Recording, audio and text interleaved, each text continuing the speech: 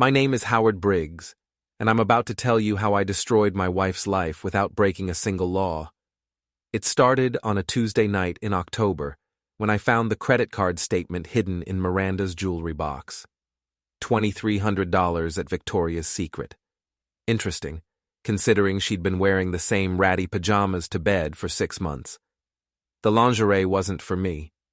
Before we dive deeper into this story, I have one small request. Please subscribe, drop a like, comment, and hit that hype button to boost this channel so more people can discover these incredible Reddit stories. I sat in my home office, the statement spread across my mahogany desk like evidence at a crime scene. Outside, autumn rain pelted our colonial's windows in Millbrook, Massachusetts, the house we'd bought 22 years ago when Miranda still pretended to love me. At 55, I'd learned to read the signs, the late nights networking with her influencer friends, the sudden interest in yoga classes that ran until midnight, the way she'd started pronouncing my name like it tasted bitter. Miranda swept through the front door at 11:47 p.m., her heels clicking against the hardwood like gunshots. I heard her fumble with her keys, curse softly, then pad upstairs. When she slipped into bed, I caught the scent of cologne that wasn't mine, mixed with wine I hadn't bought. "How was book club?" I whispered into the darkness. She stiffened. "Fine." We discussed Eat, Pray, Love. "Again? That's the 3rd time this month." "It's a complex book, Howard." Complex. Right. Like the way she'd been guarding her phone, angling it away whenever I walked by. Like the new underwear I'd glimpsed in the laundry basket. Black lace that still had tags. The next morning, I made coffee and watched Miranda stage her morning routine for Instagram. She'd transformed our kitchen into a lifestyle brand showcase, complete with ring lights and a tripod. Everything had to be perfect for her 12,000 followers. "Good morning, beautiful souls," she chirped at her phone camera, holding up a green smoothie that would go down the sink the moment she stopped filming. "Today I'm sharing my morning manifestation ritual with my incredible community." I cleared my throat. "Miranda, we need to talk about finances." She didn't break character. "1 second, babe. I'm creating content." Content. Everything was content now. Our marriage, our home, our conversations, all potential material for her personal brand. She'd turned our life into a performance, and I'd become an unwilling extra in her show. After she finished filming, I slid the credit card statement across the granite countertop. "Want to explain this?" Miranda glanced at the paper, her face cycling through surprise, guilt, and finally indignation. She'd always been a terrible liar, but she'd gotten worse since becoming an influencer. Everything had to be dramatic now. "Those are business expenses, Howard. I need professional clothing for my brand partnerships." "Lingerie is a business expense?" "Yes, I'm launching a self-love campaign with several wellness brands. I need to embody confidence and sensuality." Self-love. The irony wasn't lost on me. Miranda had plenty of love for herself. It was everyone else she'd run short on. I'd met Miranda 24 years ago at a charity fundraiser in Boston. She was 22, working as an event coordinator, all bright smiles and ambitious energy. I was 31, already successful in investment consulting, charmed by her enthusiasm for life. Back then, she'd actually been interested in my work. She'd ask about market trends, listen to my analysis of economic indicators. She'd even helped me prepare presentations, offering insights that improved my client relationships. Now, she could barely remember what I did for a living. "You're an accountant or something, right?" she'd told her friend Sienna last week, not realizing I was in earshot. 24 years together, and she couldn't be bothered to get my profession right. I finished my coffee and grabbed my briefcase. "I'll be at the office if you need me. Try not to spend more than $1,000 while I'm gone." "You're being ridiculous, Howard." "Am I? Because from where I'm sitting, it looks like my wife is having an affair." The words hung between us like smoke. Miranda's perfectly contoured face went pale beneath her foundation. That's insane. I would never... Wouldn't you?" I left her standing in our kitchen, surrounded by ring lights and camera equipment, looking like an actress who'd forgotten her lines. At my office downtown, I called my best friend Eli Wallace. We'd known each other since college, and he'd transitioned from police work to private investigation 5 years ago. If anyone could help me get to the truth, it was Eli. "Howard, what's wrong? You sound like hell." "I think Miranda's cheating." Silence stretched across the line. Eli had never liked Miranda, though he'd been diplomatic about it over the years. He'd seen through her performance long before I'd been willing to admit it myself. "What do you need?" "Information, evidence, something concrete." "I can do that. But Howard, are you sure you want to know?" I stared out my office window at the busy street below. People hurried past with purpose, going somewhere that mattered to someone who cared about them. "I'm sure." "All right. Give me a few days." 3 days later, Eli called with news that confirmed my worst fears and gave me the ammunition I needed. Her name is Chad Fenwick, real estate agent, 38, divorced. They've been meeting at his condo on Elm Street twice a week for the past 2 months. Chad Fenwick. I knew that name. He'd sold houses to half of Miranda's influencer friends, always posting photos of himself with clients, flexing his mediocre muscles in tight polo shirts. "There's more," Eli continued. "I've been monitoring her social media activity, her text messages, her email. Howard, she's not just cheating on you. She's planning to divorce you and take you for everything you're worth." My grip tightened on the phone. "What do you mean?" "She's been consulting with a divorce attorney named Patricia Carmichael. Ruthless reputation. Miranda's been documenting everything. Your income, your assets, your retirement accounts. She's building a case for spousal support that would leave you broke." I felt something cold settle in my chest. Not heartbreak. That would come later. This was pure, crystalline rage. "She thinks you don't know about the affair," Eli continued. "Her plan is to file papers next month, claim emotional abandonment, and demand half of everything plus ongoing support. She's already moved money from your joint accounts into a separate account under her name. Miranda had been planning my destruction while I'd been trying to save our marriage. While I'd been working 60-hour weeks to maintain the lifestyle she demanded, she'd been systematically preparing to destroy me." "Eli? Yeah? I need you to keep digging. Everything you can find on Miranda, Chad, and anyone else involved. I want to know what they had for breakfast and who they texted about it. Howard, what are you planning?"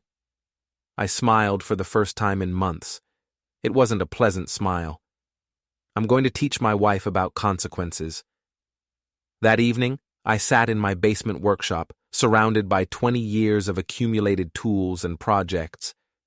This had always been my sanctuary, the one place in the house Miranda never bothered to invade with her cameras and staging equipment. Eli had sent me a comprehensive file on Chad Fenwick. The man was a walking cliché, flashy car, expensive clothes, and a social media presence that screamed insecurity. He posted gym selfies with captions about grinding and staying hungry, despite inheriting his real estate business from his father. But Chad had weaknesses. He'd been sued twice for misrepresenting properties. His ex-wife had taken him to court for unpaid child support. Most importantly, he was a coward who folded under pressure. My phone buzzed with a text from Miranda. "Working late tonight, don't wait up." Working late. At 8 p.m. on a Friday. How considerate of her to let me know she'd be riding Chad like a carnival attraction. I opened my laptop and began phase 1 of my plan. Miranda had always been careless with passwords. She used the same one for everything. Manifest 2023, complete with exclamation point. It took me less than 5 minutes to access her email, social media accounts, and cloud storage. What I found there was a goldmine of stupidity. Screenshots of our bank accounts sent to Chad, photos of our house with captions about soon to be mine alone, detailed discussions with her friend Sienna about divorce strategies. Most damning of all, a voice message to her attorney discussing how to make Howard look like an abusive husband to strengthen her case. She wanted to play dirty? I'd show her what dirty looked like. I started with Chad's car. His precious BMW was parked in his condo complex lot every Tuesday and Thursday night, the nights he entertained my wife. I'd been watching for 2 weeks, learning his patterns. The next Tuesday, I drove to Chad's complex at midnight. The parking lot was poorly lit, with plenty of blind spots. I'd brought a cooler with 3 large fish I'd bought at the market, salmon that had been sitting in my garage for 2 days in October heat. I slipped the rotting fish under Chad's car, wedging them against the exhaust system where the heat would accelerate the decomposition. Then, I left a note under his windshield wiper. Stay out of another man's pond. This is your only warning. By Thursday, Chad's BMW would smell like a morgue. He'd have to pay hundreds to get it professionally cleaned, assuming he could figure out where the smell was coming from. But that was just the appetizer. Miranda's influencer career depended on her image as a successful, happily married lifestyle guru. Her followers believed she was living the dream. Perfect house, perfect marriage, perfect life. What would happen if they discovered the truth? I spent the weekend creating a comprehensive dossier of Miranda's affair. Screenshots of her texts with Chad, photos I'd taken of them together at restaurants around town, financial records showing how she'd been stealing from our joint accounts. But I didn't release it immediately. That would be too easy, too quick. I wanted Miranda to suffer the way she'd made me suffer, slowly, wondering when the other shoe would drop. Instead, I started with subtle sabotage. Miranda's home studio was a converted spare bedroom filled with lighting equipment, cameras, and props for her Instagram posts.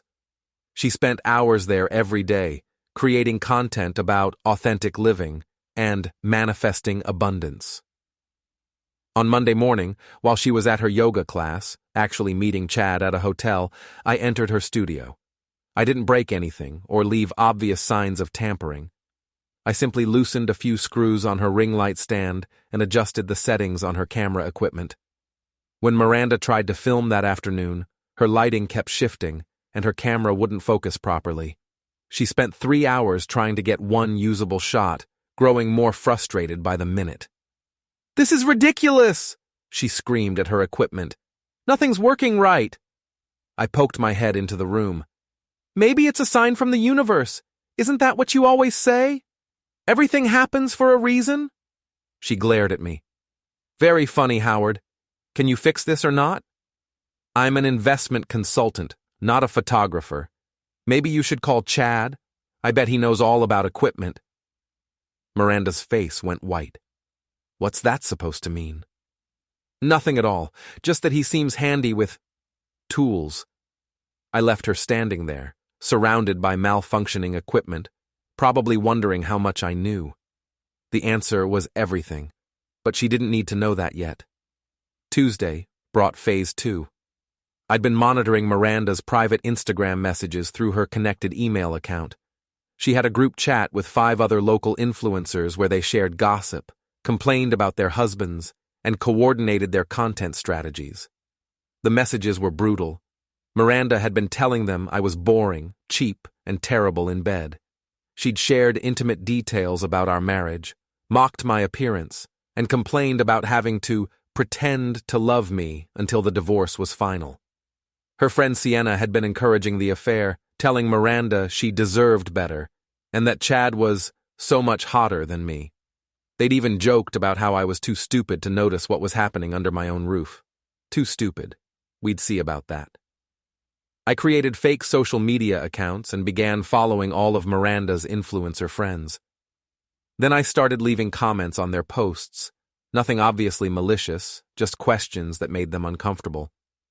On Sienna's post about supporting your girlfriends through difficult times, I commented, "What kind of difficult times? Infidelity? Fraud? Asking for a friend?" On another influencer's post about authentic relationships, I asked, "How do you maintain authenticity when you're living a lie?" Hypothetically speaking. The comments weren't enough to get me blocked, but they were enough to make Miranda's circle nervous. They started private messaging each other, wondering who was watching them and what they knew. Paranoia was a beautiful thing.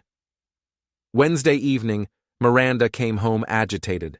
She'd been fighting with her equipment again, and her latest post had received more negative comments than usual. "People are being so weird online lately," she complained over dinner. "It's like everyone's in a bad mood." "Maybe they're tired of fake positivity," I suggested. "Maybe they want something real for a change." "My content is real, Howard. I share my authentic self every day." "Do you? Because from where I'm sitting, it looks like you're playing a character. The question is, who's the real Miranda? The woman who preaches about love and gratitude online? Or the one who's been stealing money and planning to destroy her husband?" Miranda dropped her fork. "What are you talking about?" "I'm talking about consequences, Miranda. You've been living like there aren't any, but that's about to change."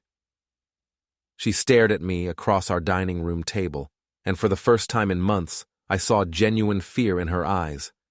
"Howard, I don't know what you think you know, but I know everything." I stood up, leaving my dinner half finished. "The question is, what are you going to do about it?" I walked away, leaving Miranda sitting alone with her lies and her fear. The real fun was about to begin. Friday night at Murphy's Tavern was about to become legendary. I'd spent Thursday tracking Miranda and Chad's patterns. They met every Friday at Murphy's for drinks before heading to his condo. They thought they were being discreet, but they'd chosen the worst possible venue for an affair, a local bar where everyone knew everyone else's business. Murphy's was old-school Irish, the kind of place where construction workers drank next to bank executives, and everyone minded everyone else's business. The owner, Sean Murphy, had known me for 15 years. I'd helped him restructure his business loans during the 2008 recession. I arrived at Murphy's at 7 p.m., an hour before Miranda and Chad usually showed up. The bar was crowded with the usual Friday night crowd, couples on dates, groups of friends, and regulars nursing their weekend drinks. I took a seat at the bar where I had a clear view of the entire room and ordered a whiskey. Sean came over to chat, and I mentioned that Miranda would be stopping by later. "Haven't seen her in ages," Sean said. "How's the influencer thing going?" "Oh, she's very influential, you'll see." At 8:15, Miranda and Chad walked in together. They tried to look casual, like they'd bumped into each other accidentally, but their body language screamed affair. Chad kept touching Miranda's lower back, and she giggled at everything he said like a teenager. They chose a corner booth, probably thinking they'd have privacy. What they didn't notice was that Sienna and two other influencer friends were at a table across the room, phones out, ready to capture content for their social media stories. Perfect. I waited until Miranda and Chad were settled, drinks ordered, hands intertwined across the table. Then I stood up, walked over to their booth, and slid in next to Miranda. "Mind if I join you? I was just telling Sean how much my wife loves coming here." Chad's face went pale. Up close, he was even less impressive. Weak chin, thinning hair carefully styled to hide the bald spots, and the kind of fake tan that came from a bottle. "Howard," Miranda stammered. "What are you doing here?" "Having a drink with my wife and her friend." "Chad, isn't it? The real estate agent?" Chad tried to look confident. "That's right. Miranda and I were just discussing some property investments." "Property investments, how fascinating." I signaled the waitress. "Another round for the table. We're celebrating." "Celebrating what?" Miranda asked. "Your performance, darling. 24 years of marriage, and I had no idea you were such a talented actress." The color drained from Miranda's face. Across the room, I could see Sienna holding up her phone, clearly filming the drama unfolding at our table. "Howard, you're embarrassing yourself," Miranda hissed. "Am I? Because from where I'm sitting, I'm not the one who should be embarrassed." I pulled out my phone and opened the screenshots I'd prepared. "Would you like to see what real embarrassment looks like?" I slid the phone across the table. On the screen was a text conversation between Miranda and Chad, complete with explicit photos and detailed plans for their next hotel rendezvous. Chad grabbed for the phone, but I was faster. Careful there, Chad. Wouldn't want to cause a scene. You son of a bitch, Chad snarled, half rising from his seat. The entire bar went quiet. Sean looked over from behind the bar, and I could see other patrons turning to watch our table. Sit down, Chad, I said calmly, unless you want everyone here to know exactly what kind of man you are. Chad remained standing, trying to look intimidating. At 6'2" and probably 220, he had size on me. But I'd been boxing since college, and bullies like Chad always folded when confronted. You need to leave, Chad said. This is between Miranda and me. Is it? Because last time I checked, Miranda was still my wife, still living in my house, spending my money, sleeping in my bed. I stood up slowly, meeting Chad's eyes. The question is, what are you going to do about it? Chad's jaw tightened. He looked around the bar, realizing that everyone was watching, several people were filming, and he was about to become the star of a very public humiliation. This isn't over, he muttered. You're right, it's not. I picked up Chad's beer and dumped it over his head. The bar erupted. Chad sputtered and cursed, beer dripping from his hair onto his expensive shirt. Miranda screamed. Sienna kept filming, her mouth open in shock. Now it's over, I said. Stay away from my wife, Chad. This is your only warning. I walked out of Murphy's to scattered applause, leaving Miranda and Chad sitting in a puddle of beer and humiliation. By Saturday morning, the video was everywhere. Sienna had posted it to her Instagram story, where it was screenshot and shared across every social media platform. The local Facebook groups were buzzing with commentary. Miranda's carefully curated image was crumbling in real time. But I wasn't done. Saturday afternoon, Miranda was scheduled to appear at a local wellness fair, promoting her authentic living brand to potential followers. She'd been planning this event for months, seeing it as her big break into more serious influencer territory. I arrived at the fair early, dressed casually, blending in with the crowd of people browsing booths, selling crystals, organic skincare, and overpriced smoothies. Miranda's booth was elaborate. Professional banners, a ring light setup, and a small crowd of middle-aged women interested in her manifestation techniques. She was in full performance mode, pretending the previous night had never happened. The key to authentic living, Miranda told her audience, is being true to yourself and your values, no matter what challenges you face. I stepped forward from the crowd. That's interesting, Miranda. Can you tell us more about authenticity in relationships? Miranda's smile faltered when she saw me, but she tried to maintain her composure. Of course. Authentic relationships are built on trust, communication, and mutual respect. What about fidelity? I asked loudly enough for everyone to hear. Is that important for authentic relationships? The crowd murmured.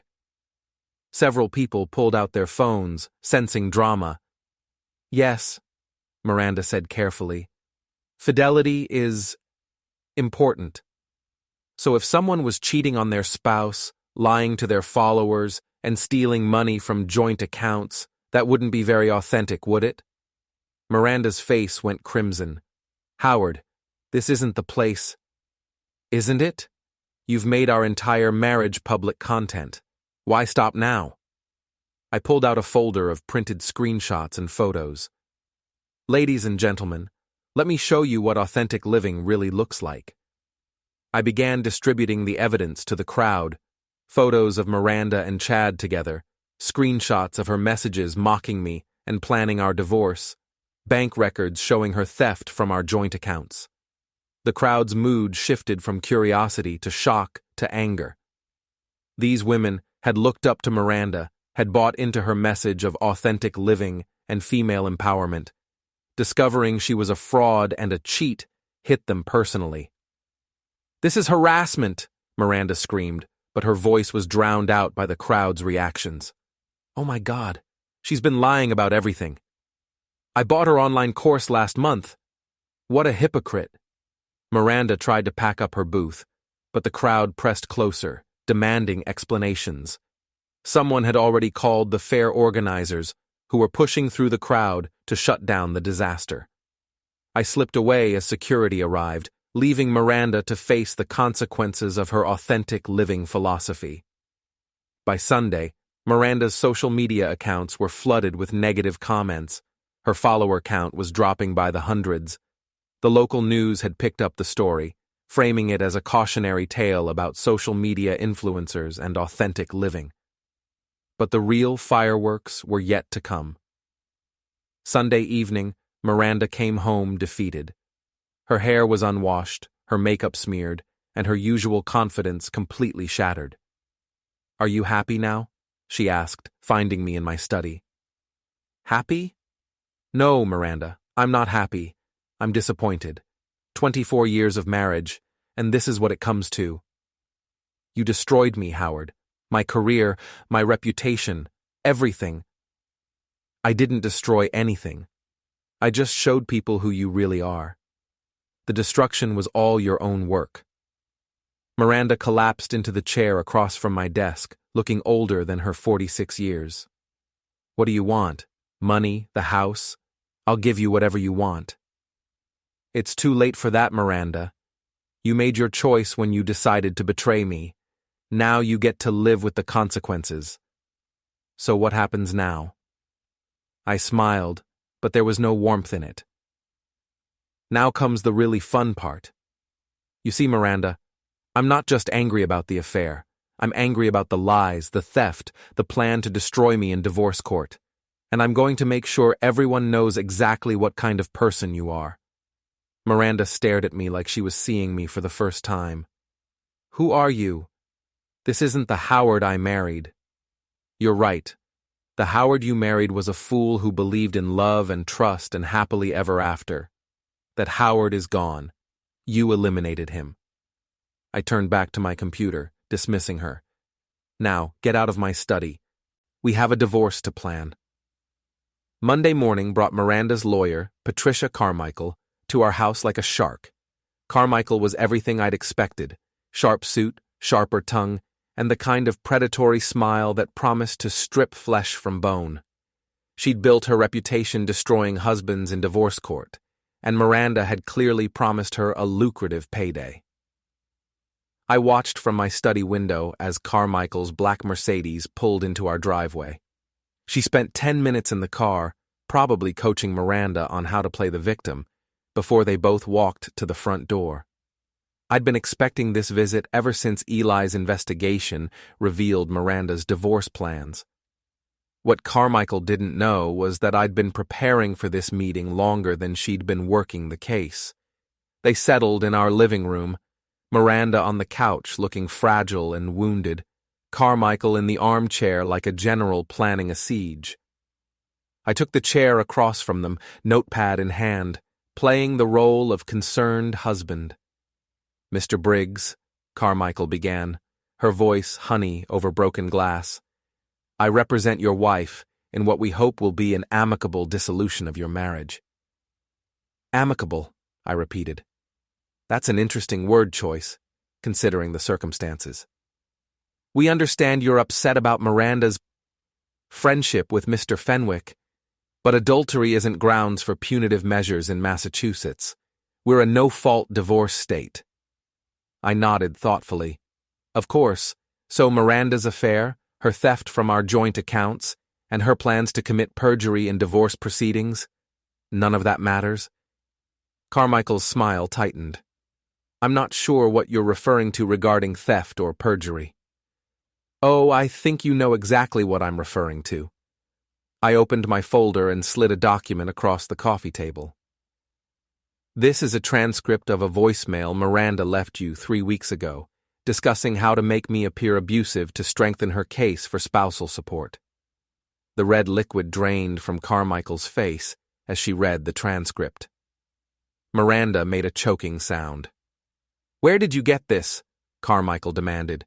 "Miranda's email account forwards all her voicemails to text. Very convenient feature. Would you like to see the other 17 messages discussing your strategy to defraud me?"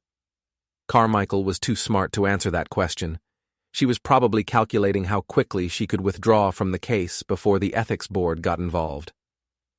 Mr. Briggs, even if this transcript is authentic, it doesn't change the fundamental facts of your marriage dissolution. Doesn't it? Let me show you some other fundamental facts. I pulled out another stack of documents. Bank records showing Miranda transferred $47,000 from our joint accounts to a personal account without my knowledge or consent. Credit card statements for purchases she claimed were business expenses, but were actually gifts for her boyfriend. And my personal favorite, a detailed spreadsheet where she calculated my net worth and planned how to maximize her settlement. Miranda was crying now, but they weren't tears of remorse. They were tears of rage at being caught. "You had no right to access my private communications," she sobbed. "Actually, I had every right. Joint accounts, shared email plan, and a marriage that gave me legal access to our financial records. Everything I found was perfectly legal to obtain." Carmichael was reviewing the documents, her expression growing more grim with each page. She was smart enough to recognize a losing case when she saw one. "Miranda," she said carefully, "I think we need to discuss a different strategy." "What different strategy?" Miranda snapped. "You said we'd take him for everything." "That was before your husband demonstrated that he has evidence of financial fraud and attempted perjury. We need to consider a more conservative approach." I leaned back in my chair, enjoying the show. "Oh, don't let me interrupt your strategy session.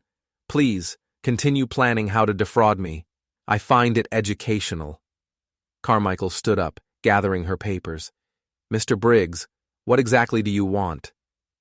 "Justice," I said simply. Miranda wanted to play hardball. She wanted to destroy me in court, take my money, and ruin my reputation. Now she gets to face the consequences of that choice. "What consequences?" I smiled. "Well, for starters, I've forwarded copies of all this evidence to the Massachusetts Board of Bar Overseers. They're very interested in attorneys who suborn perjury." Carmichael went pale. "You can't prove I knew about any alleged perjury." "Can't I? Because I have 17 recorded conversations between you and my wife discussing exactly how to lie in court. I'm sure the ethics board will find them fascinating." The room went silent except for Miranda's sniffling. Carmichael was staring at me like I'd grown a second head. "Who are you?" she whispered. "I'm the husband you tried to destroy. The difference is, I'm better at this game than you are." Carmichael packed her briefcase with shaking hands. "Miranda, I'm withdrawing from your case effective immediately." "You can't do that," Miranda screamed. "We had a deal." "Our deal didn't include criminal conspiracy charges," Carmichael snapped. "Find another lawyer, one who specializes in damage control." After Carmichael fled, Miranda turned on me with pure hatred in her eyes. "You bastard! You planned this whole thing." "Did I? Or did I just document your plans and let you hang yourself with your own rope?" "What do you want, Howard? What will it take to end this?" I pretended to consider the question. "I want you to understand what consequences feel like. For 24 years, you've lived like your actions don't matter. You've lied, cheated, stolen, and manipulated without ever facing any real punishment. That ends now. So, what's my punishment? You'll find out. But Miranda, it's going to be proportional to what you tried to do to me." That evening, I met Eli at Murphy's Tavern. The bar had become something of a shrine to my public humiliation of Chad and Miranda. Sean had even put up a small plaque at their former booth reading, "Reserved for Authentic Relationships." "You've been busy," Eli said, sliding into the booth across from me. "Carmichael withdrawing from the case is all over the legal gossip network." "Just getting started. What did you find on Chad?" Eli grinned. "Oh, Howard, you're going to love this." He slid a manila envelope across the table. "Chad Fenwick isn't just a mediocre real estate agent having an affair with your wife. He's also a tax cheat, a fraud, and potentially a felon." I opened the envelope and started reading. property tax evasion, misrepresenting commercial properties to buyers, kickbacks from mortgage brokers. This is beautiful, Eli. It gets better. Remember how he inherited his business from his father? Turns out Daddy's estate was never properly probated. Chad's been operating without legal authority for 3 years. Meaning every contract he's signed is potentially void. Every single one. He's got about 40 families who could sue him for fraud, and that's just in the last year. I felt that familiar cold satisfaction settling in my chest. What about his personal finances? Leverage to the eyeballs. The fancy car, the condo, the clothes, it's all financed. He's about 6 months away from bankruptcy, even without legal troubles. And with legal troubles? He'll be ruined within weeks. I closed the envelope and looked around Murphy's. The Friday night crowd was building, people laughing and enjoying their lives, blissfully unaware that I was planning the complete destruction of 2 human beings. Eli, I need you to send copies of this file to the IRS, the State Tax Authority, the Real Estate Licensing Board, and every family Chad has done business with in the past 3 years. Howard, that will destroy him completely. He'll lose everything. Good. He knew Miranda was married when he started sleeping with her. He knew she was stealing money to spend on him. He participated in planning my destruction. Now he gets to see what destruction feels like. Eli studied my face in the dim bar light. You've changed, Howard. A month ago, you would never have done something like this. A month ago, I still believed in fairness and mercy and second chances. Miranda cured me of those delusions. And what about Miranda? What's her punishment? I smiled, and Eli actually flinched at the expression. Miranda's punishment is going to be very public, very thorough, and very permanent. She wanted to be famous for her authentic living brand. I'm going to make her famous for something else entirely. What do you have in mind? You'll see. But Eli? When this is over, Miranda is going to wish she'd never heard my name. The real show was about to begin. Wednesday morning, the Massachusetts Board of Bar Overseers announced they were investigating Patricia Carmichael for ethics violations. By noon, the story had spread through the legal community like wildfire.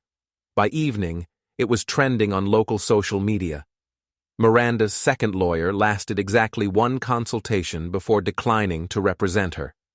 The third lawyer demanded a $50,000 retainer up front and made no promises about the outcome. But the legal troubles were just the appetizer. Thursday brought the IRS audit notice for Chad Fenwick. Friday brought the State Tax Authority investigation.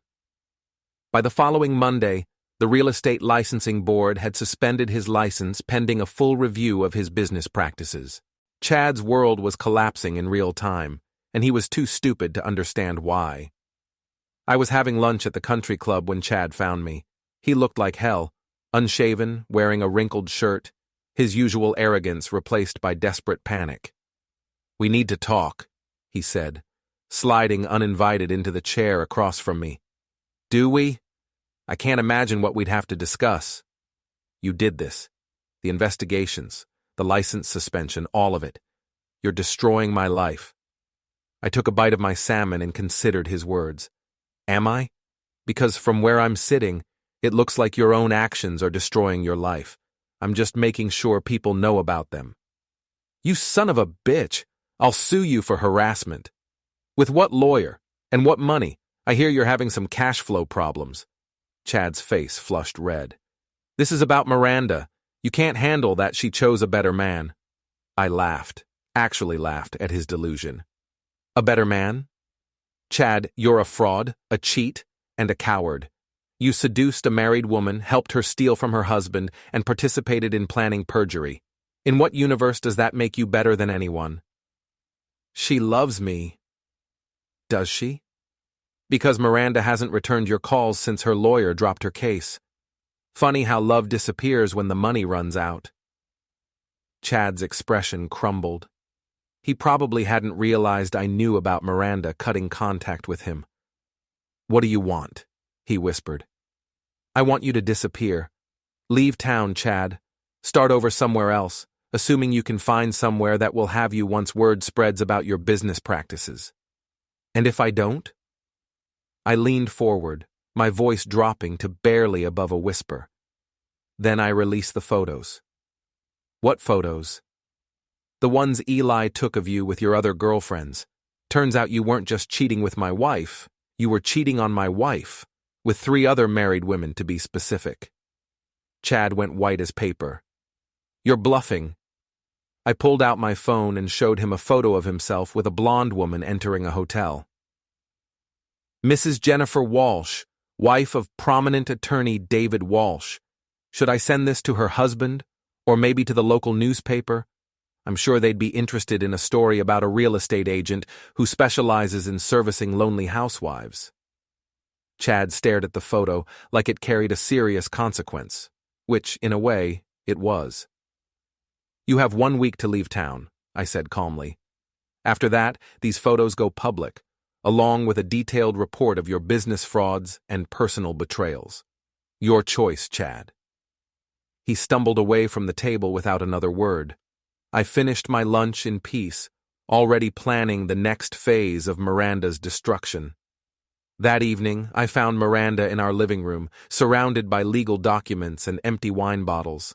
She looked up when I entered, her eyes red and swollen from crying. Chad's leaving town, she said flatly. Is he? How unfortunate. You destroyed him, his business, his reputation, everything. I exposed him. There's a difference. Miranda poured herself another glass of wine with shaking hands. What happens to me now? That depends. Are you ready to face reality? What reality? I sat down across from her, studying the wreckage of the woman I'd once loved. The reality that you're a 46-year-old failed influencer with no job skills, no money, no friends, and no prospects. The reality that you threw away a 24-year marriage for a man who was using you. The reality that you're about to become a cautionary tale. I can rebuild. Start over. Can you? Because I don't think you understand how thoroughly you've been exposed. Your social media accounts are toxic waste. Your influencer friends won't associate with you. The local community knows exactly what you are. What's your plan for rebuilding from that? Miranda's wine glass slipped from her fingers, shattering on the hardwood floor. I'll move away. Go somewhere new. With what money? You spent our savings on Chad and legal fees. Your income stream is gone. Your reputation is destroyed. You're going to start over as a middle-aged woman with no resources and a Google search history that screams fraud and adultery. The truth was hitting her like physical blows. Miranda had lived in a fantasy world where actions didn't have consequences, where she could reinvent herself with a new Instagram post and a positive affirmation. Reality was a harsh teacher. Howard, please, we can work this out. Go to counseling, start over, rebuild our marriage. I stared at her for a long moment, remembering the woman she'd been 24 years ago, young, ambitious, full of dreams and possibilities. What had happened to that woman? When had she become this hollow, grasping creature who measured her worth in followers and likes? Miranda, do you know what the worst part is? It's not the cheating, although that hurt. It's not the stealing, although that was a betrayal. The worst part is that you were planning to destroy me in court, to lie about abuse and manipulation, to take everything I'd worked for and leave me with nothing. You were willing to commit perjury to steal my life's work. I was scared. Carmichael said it was the only way to get a fair settlement. Fair? You wanted 70% of our assets, permanent spousal support, and the house. How is that fair? I gave you the best years of my life. No, Miranda. You gave me the performance of your life. Everything was fake. Your love, your commitment, your partnership. You were already planning your exit strategy before you met Chad. He was just the excuse you needed to pull the trigger. Miranda collapsed back into the couch, the fight going out of her. So what now? You divorce me and leave me with nothing? Now comes justice. Real, proportional, inescapable justice. I stood up and walked to the window, looking out at our neighborhood. Nice houses, well-maintained lawns, the kind of place where people built lives and raised families and believed in happily ever after. "Tomorrow morning," I said without turning around, "the local newspaper is publishing a full-page story about influencer fraud and marital betrayal. Your photo will be on the front page, along with details about your affair, your theft, and your planned perjury." Miranda made a strangled sound behind me. "The story includes quotes from your former followers, talking about how betrayed they feel by your lies. It includes financial records showing how you stole money to fund your affair. And it includes excerpts from your messages to Carmichael, discussing how to commit perjury." "You can't do that. It's cruel." I turned to face her. "Is it more cruel than what you planned to do to me? You were going to stand up in court and swear under oath that I was abusive, manipulative, and controlling. You were going to destroy my reputation to steal my money. How is exposing the truth more cruel than that?" "Because I'm your wife." "No, Miranda. You were my wife. Now you're just the woman who betrayed me." The newspaper story ran as promised. By noon, it was the most shared article in the paper's history. Miranda's photo, a glamorous influencer shot contrasted with a candid photo of her leaving the courthouse, became a local meme about the dangers of social media fakery. The story sparked a broader conversation about influencer culture, authenticity, and the dark side of social media performance. Miranda became the poster child for everything wrong with the industry. Her remaining followers abandoned her in droves. Brands that had worked with her issued statements distancing themselves from her behavior. The local businesses she'd promoted demanded she remove their content from her accounts. Within a week, Miranda Briggs had become a pariah, but I still wasn't done. The final act took place at Murphy's Tavern on a Friday night, exactly 1 month after I'd first confronted Miranda and Chad in their corner booth. The bar was packed with the usual crowd, plus a few dozen people who'd come hoping to witness more drama. Miranda walked in alone at 8:30, looking like a ghost of her former self. She'd lost weight, her hair was unwashed, and her clothes looked like she'd been wearing them for days. The bar went quiet as she made her way to the corner booth, the same booth where she'd been canoodling with Chad a month earlier. I was waiting for her. "Hello, Miranda." She slid into the booth across from me, avoiding eye contact with the crowd of people openly staring at us. "You wanted to meet here," she said quietly. "Why?" "Because this is where it started, where you chose Chad over our marriage, where you decided to throw away 24 years for a man who ran away the moment things got difficult." "What do you want, Howard?" "I want you to understand what you've lost, not just the money or the house or the lifestyle. I want you to understand that you had a partner who loved you, who would have done anything for you, who built a life with you. And you threw it all away for Instagram likes and a mediocre real estate agent." Miranda finally looked at me, tears streaming down her face. I know what I lost." "Do you?" "Because I don't think you do. You lost a man who worked 60-hour weeks to give you the life you wanted. You lost someone who supported your dreams, even when they seemed silly. You lost a partner who would have grown old with you, who would have been there through sickness and health, good times and bad." "Howard, please." "You lost all of that for what? For a few months of excitement with a man who was using you? For the validation of strangers on the internet? For the fantasy that you could reinvent yourself as someone more interesting?" The bar was silent. Even the bartender had stopped moving, listening to our conversation. "I'm sorry," Miranda whispered. "I'm so sorry." "I know you are. But sorry doesn't fix this, Miranda. Sorry doesn't undo the betrayal or the lies or the cruelty. Sorry is just a word people say when they finally face consequences." I stood up, looking down at the broken woman who had once been my wife. "Goodbye, Miranda. I hope someday you figure out who you really are underneath all the performance and pretense, but that's not my problem anymore." I walked toward the exit, the crowd parting to let me through. Behind me, I could hear Miranda sobbing, the sound echoing through the silent bar. As I reached the door, Sean Murphy called out, "Howard, your tab's on the house tonight."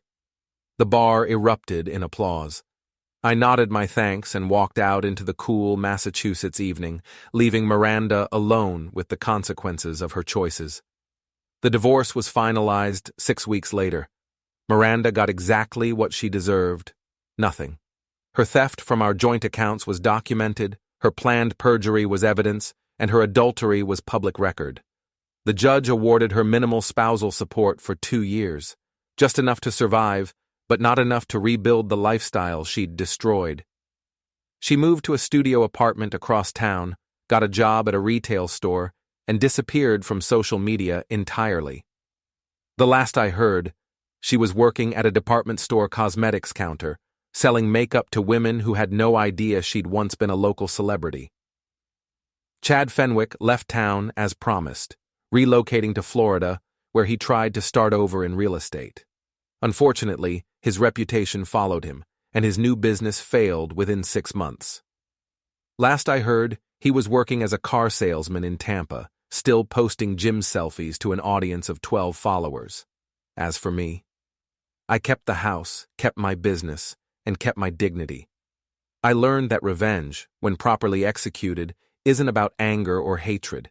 It's about justice. It's about making sure that people face proportional consequences for their choices. Miranda wanted to destroy me for money and excitement. Instead, she destroyed herself with lies and betrayal. I didn't ruin her life. I just made sure everyone could see what she'd done to ruin it herself.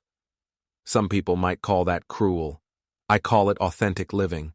And that, my friends, is how you close an account permanently.